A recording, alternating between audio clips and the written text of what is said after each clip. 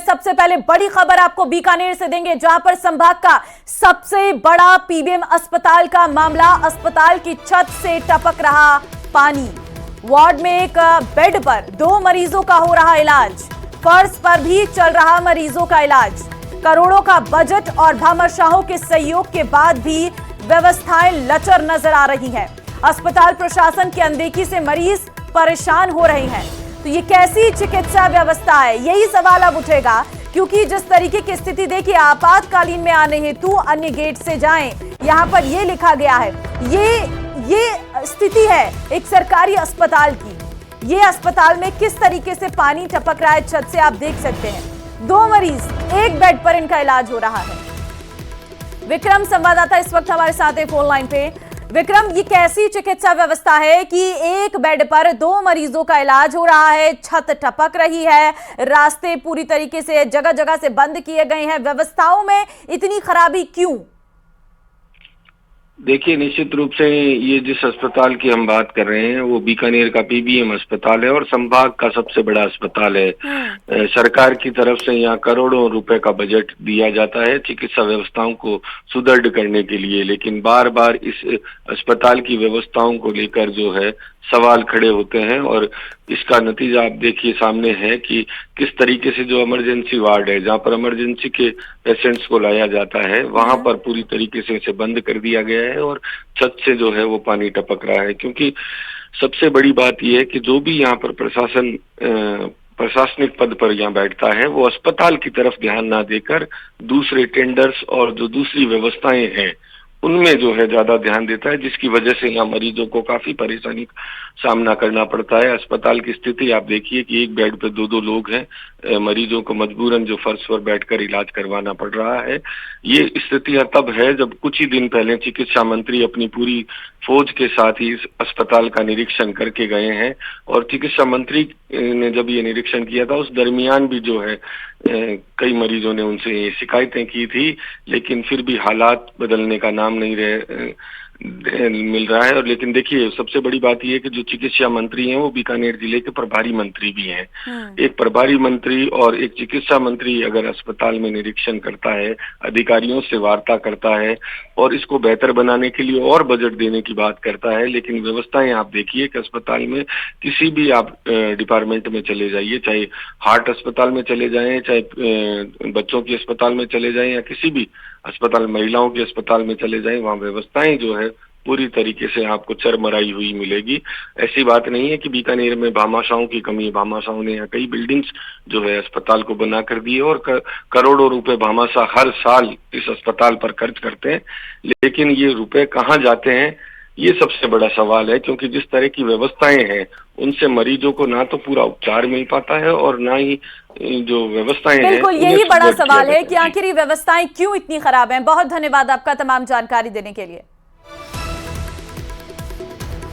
बढ़ते आगे, राजसमंद के चारभुजा से बड़ी खबर आपको देंगे, जहां पर देसुरी नाल में सड़क हादसा हुआ है। पंजाब मोड़ पर ट्रेलर का हुआ है ब्रेक फेल होने के बाद ट्रेलर चालक ने वाहन को चट्टान से टकराया है। सड़क पर तिरछा फंसा मार्बल से भरा ट्रेलर फंसने से सड़क के दोनों तरफ लग गया, वाहनों का लंबा जाम।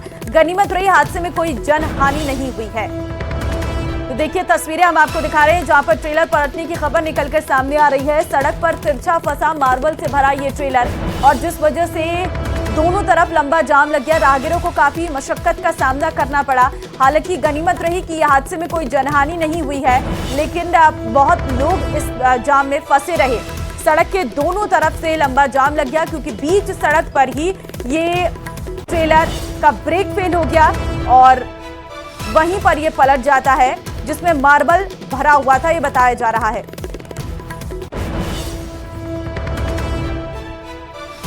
तो ये देर रात की घटना है, जहां पर ट्रेलर फंसने से सड़क के दोनों तरफ वाहनों का लंबा जाम लग गया। हालांकि जाम को खुलवाया गया उसके बाद, लेकिन रात को लोगों को काफी परेशानियों का सामना करना पड़ा। अलकेश संवाददाता फोन लाइन पे हैं। अलकेश, ये देसुरी नाल में जो बड़ा हादसा हुआ है, क्या फिलहाल जाम खोल दिया गया है? फिलहाल की अगर बात की जाए तो वाहन चालकों को स्थानीय लोगों ने और पुलिस ने साइड करवाकर कुछ वाहनों को निकाला जा रहा है, हालांकि क्योंकि जो मार्बल से भरा ट्रोला था काफी भारी था और उसके ब्रेक फेल हो गए थे। ऐसे में उसको एक बार की नहीं हटाया जा सकता, ऐसे में भारी क्रेन की जरूरत पड़ रही है। भारी क्रेन को फिलहाल मौके पर बुलाया गया है, जिसकी मदद से ट्रोले को साइड में खड़ा करवा कर पूर्ण रूप से सुचारू यातायात को सुचारू करवा दिया जाएगा। हालांकि देर रात की करीब 2 से 3 बजे बाद जो स्थानीय लोग और पुलिस मौके पर पहुंच गई थी और थोड़ी बहुत जो छोटे वाहन थे उनको जरूर निकाला जा रहा था। फिलहाल की अगर बात की जाए तो क्रेन मौके पर पहुंच रही है और कुछ ही देर बाद ये माना जा रहा है कि रास्ते को वापस बहाल करवा दिया जाएगा। और अगर बताया जाए तो ये जो हादसा हुआ ये पंजाब मोड़ के पास हुआ था, जब एक मार्बल जो ब्लॉक से भरा ट्रेलर था उसके ब्रेक फेल हो गए। हालांकि चालक ने सूझबूझ दिखाई और जो ट्रोले को जो नीचे खाई में गिरने की जगह उसने चट्टान से टकरा दिया, लेकिन इस दौरान जो मार्बल से भरा ट्रोला था वो सड़क के बीच में तिरछा खड़ा हो गया, जिससे कि जाम लग गया। और मैं आपको बता दूं पिछले 7 दिन में ये तीसरा ऐसा बड़ा हादसा है जो इसी क्षेत्र में हुआ है। देसुरी की नाल जो सड़क है वो हादसों के लिए पहले भी बदनाम रही थी और अब पिछले कुछ समय से लगातार जिस तरीके से हादसे बढ़े वो कहीं न कहीं लोगों की, ये सरकार और प्रशासन को इस तरफ ध्यान देना होगा, जिससे कि कहीं न कहीं वो एहतियाती उपाय करने होंगे कि जिससे हादसों में कमी लाई जा सके। जी बिल्कुल, लेकिन अभी भी स्थितियों को कंट्रोल करने की कोशिश की जा रही है। बहुत धन्यवाद आपका तमाम जानकारी देने के लिए अलकेश।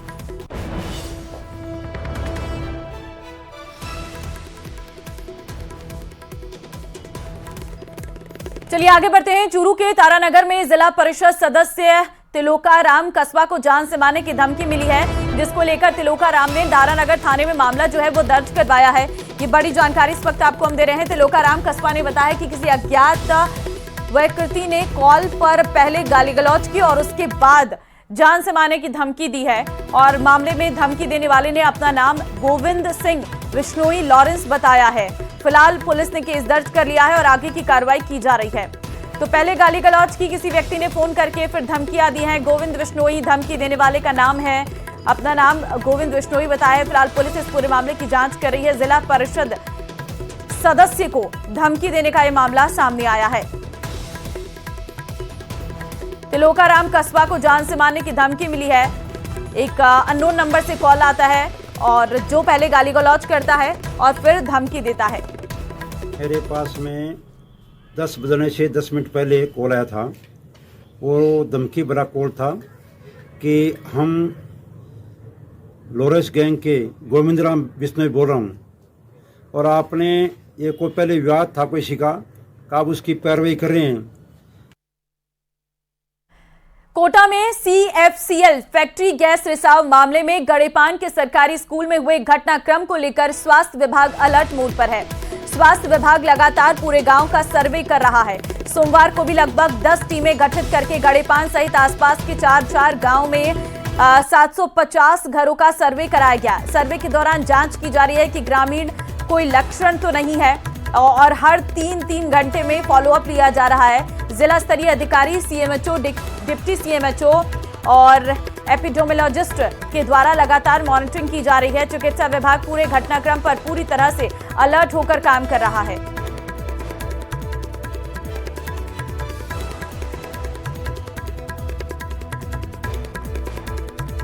जयपुर के चोमू से बड़ी खबर है। मिनी बस में अचानक आग लगी है। सवारियों ने नीचे कूदकर अपनी जान बचाई है। आग से बस जो है वो जलकर खाक हो गई है। शॉर्ट सर्किट को आग का कारण माना जा रहा है।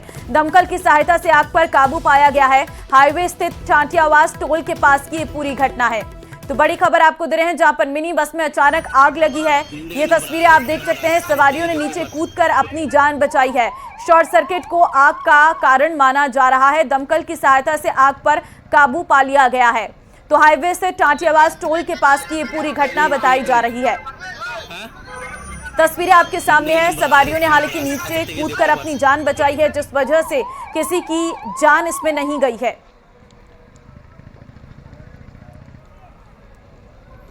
अभी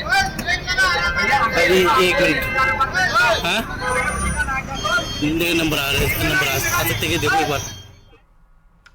और अब खबर अजमेर से आपको दें। हिंदू समाज की नाबालिग बालिकाओं को डरा धमकाकर शोषण करने के मामले को लेकर भारी आक्रोश देखने को मिल रहा है। हिंदू संगठनों ने विजयनगर थाना परिसर में प्रदर्शन कर और विश्व हिंदू परिषद ने नाबालिग बालिकाओं का शोषण करने के मामले को अंतर्राष्ट्रीय साजिश का हिस्सा बताया है और इसको लेकर शीघ्र खुलासा करने की मांग की है। विजयनगर थानाधिकारी करण सिंह ने बताया कि इस प्रकरण को लेकर 3 मामले दर्ज करके कार्रवाई करते हुए 7 व्यक्तियों को डिटेन किया गया है। आगे कार्रवाई जारी है।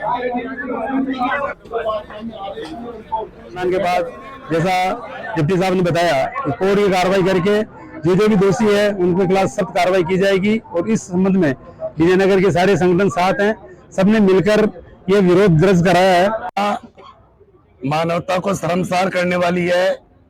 इस घटना के बारे में जितना मुझे सुनने को समझने को मिला, यह अंतर्राष्ट्रीय साजिश का हिस्सा है। प्रकरण पोक्सो एक्ट में दर्ज हुए हैं, जिसमें पीड़िताओं के साथ मोबाइल देके जबरदस्ती गैर शोषण का आरोप लगाया, जिसकी जांच चल रही है। अशोक भाटी संवाददाता फोन लाइन पे इस वक्त हमारे साथ है। अशोक, हिंदू समाज की नाबालिग बालिकाओं का शोषण करने का ये क्या मामला है पूरा? जी बिल्कुल, विजयनगर थाना क्षेत्र का ये मामला है, जहां पर पीड़ित परिवारों ने आरोप लगाया कि जो समुदाय विशेष के लोग हैं वो बच्चियों को बहला फुसलाकर उनको मोबाइल देते थे और उनकी अश्लील फोटो वीडियो भी जो है उनके पास रखी थी। इस मामले को लेकर लगातार धमकियां देकर नई लड़कियों से बातचीत करने की यहाँ पर जो है आरोप लगाया गया है। इस मामले में 3 नाबालिग जो पीड़िता है उनके परिवारों की ओर से ये मुकदमा दर्ज कराया है। पूरा ब्लैकमेल कांड में करीब 1 दर्जन से अधिक जो लोग हैं वो जुड़ने की यहाँ पर जो है घटना सामने आई है। तो इस मामले में फिलहाल पुलिस ने 5 आरोपियों को गिरफ्तार कर लिया है, साथ ही 2 नाबालिग है उन्हें निरुद्ध किया गया है। इनसे पूछताछ की जा रही है। नाबालिग जो परिवार है उनसे जो है बयान दर्ज करके इस मामले में अग्रिम जो अनुसंधान है वो किया जा रहा है। साथ ही इस मामले में जो क्षेत्रवासी है, जो हिंदू संगठन है, उनकी ओर से पूरे घटनाक्रम को लेकर जांच पड़ताल करते हुए पूरे गिरोह का खुलासा करने की यहाँ पर मांग की जा रही है, जिसे लेकर कल घेराव भी किया था और आज भी रणनीति बनाई जा रही है कि इस मामले में किस तरह से जो बदमाश है, जो गिरोह है, उसका जो है खुलासा किया जा सके और पुलिस पर किस तरह से दबाव बनाया जा सके। तो पुलिस लगातार कार्रवाई कर रही है। फिलहाल जो है 5 लोगों को यहाँ पर जो है गिरफ्तार किया है, 2 नाबालिग को डिटेन किया है, लेकिन इसमें और भी कई लोगों के होने की आशंका जो है क्षेत्रवासियों की ओर से जताई जा रही है। कौन कौन इसमें लिप्त है? ठीक है अशोक, बहुत धन्यवाद आपका फिलहाल तमाम जानकारी देने के लिए। और अब आपको जयपुर से बड़ी खबर देंगे, जहां पर पीडब्ल्यूडी के एक्स-ईएन दीपक मित्तल के ठिकानों पर एसीबी सर्च से जुड़ी बड़ी अपडेट है कि आज गंगापुर सिटी में 2 बैंक लॉकर खुलवाएगी एसीबी के डीएसपी अभिषेक पारिक जाएंगे गंगापुर सिटी। एसीबी के छापेमारी में 3 बैंक लॉकर की जानकारी सामने आई थी। इनमें एक बैंक लॉकर को कल जयपुर में एसीबी ने खुलवाया था, जिसमें करीब 1.5 किलो सोने और 5 किलो चांदी के आभूषण मिले थे। अब तक एसीबी सर्च में 17 भूखंड के दस्तावेज, 50 लाख रुपए नगद, 18 बैंक खातों में 40 लाख रुपए रकम, 3 बैंक लॉकर मिले हैं। म्यूचुअल फंड में 50 लाख का निवेश, बच्चों की फीस में 70 लाख रुपए खर्च होने के साथ ही करीब 6 किलो चांदी और 1 किलो सोने के आभूषण मिलने की जानकारी भी सामने आई है।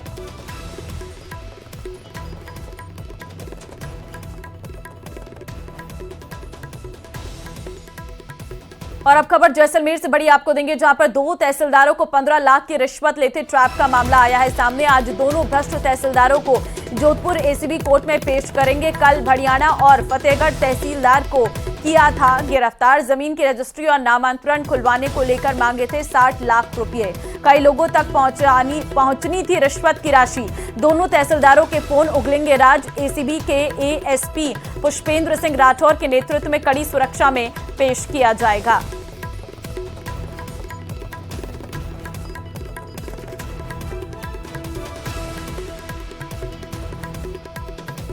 कभी सोचा है 1500-3000 रुपए का आने वाला बिल अगर 29 करोड़ आ जाए तो ग्राहक पर भला क्या गुजरेगी? आप कहेंगे ऐसा कौन करता है, लेकिन जोधपुर डिस्कॉम वो सब करता है जो किस्से कहानियों में भी सुनाई नहीं देता है। बीकानेर से एक ऐसी ही परेशान करने वाली खबर आई है, देखिए रिपोर्ट।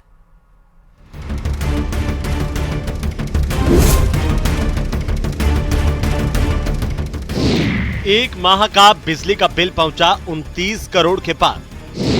ग्राहक को 440 वोल्ट का झटका लगा जोरदार। कहां हैं जोधपुर डिस्कॉम के जिम्मेदार?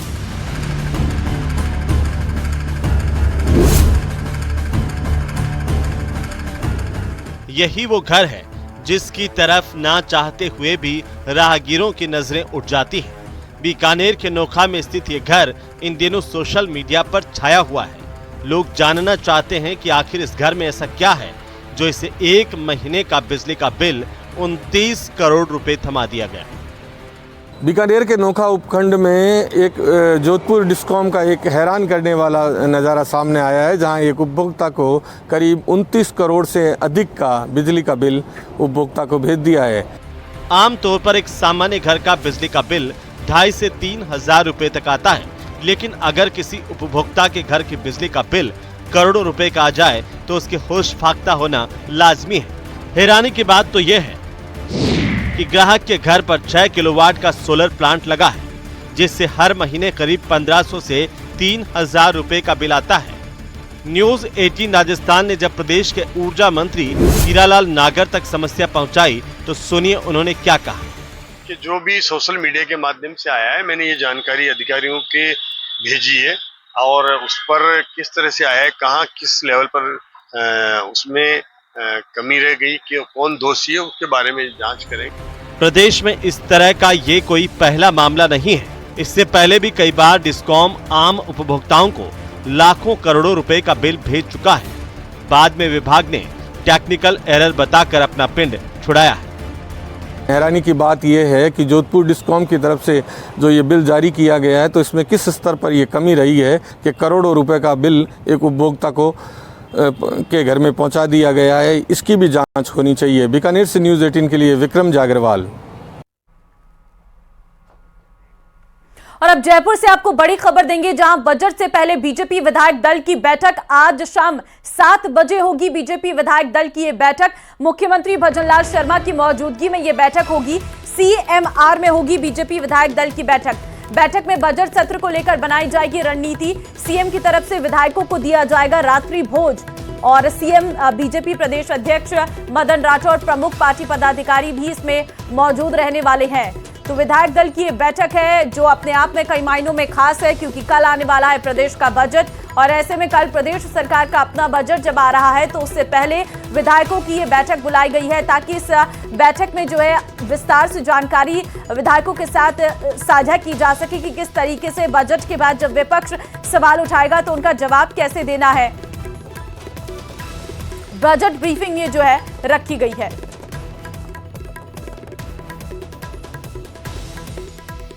कल प्रदेश सरकार अपना बजट पेश करने जा रही है। इस बजट से प्रदेश की जनता को खासी उम्मीदें हैं। ऊर्जा के क्षेत्र में क्या क्या सौगात प्रदेश की जनता को मिल सकती है, इसको ऊर्जा मंत्री हीरालाल नागर से खास बातचीत में हमने जाना। सुनिए।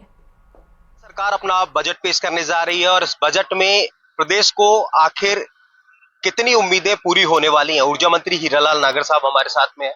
महत्वपूर्ण महकमा ऊर्जा, ओवरऑल बात करूं तो साहब क्या इस बजट में फिलहाल प्रदेश की जनता को मिलने वाला है आपके नजरिए?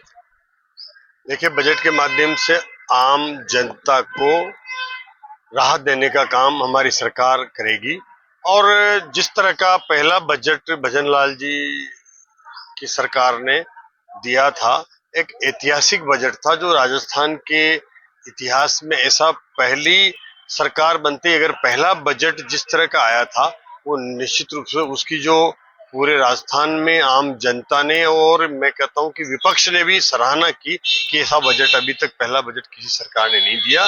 जो बजट अंतिम साल में सरकारें देती थी चुनावी वर्ष में, वैसा बजट पहला था।